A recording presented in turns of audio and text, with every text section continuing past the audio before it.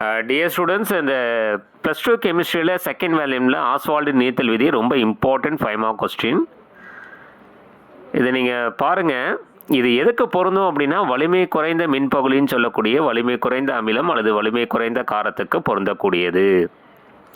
உதாரணம் அசிட்டிக் அமிலம், வலிமை குறைந்த அமிலம்.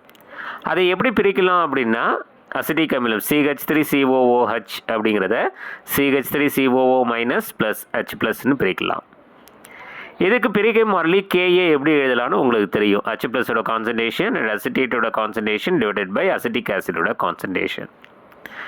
இப்போ அந்த கான்சன்ட்ரேஷன் வேல்யூ எவ்வளோன்னு தெரியணும்.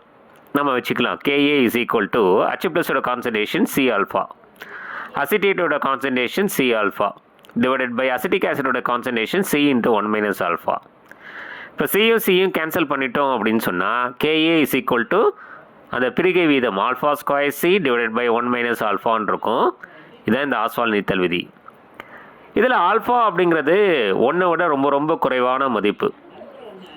அப்போ KA is equal to alpha square Cன்னு எழுதலாம்.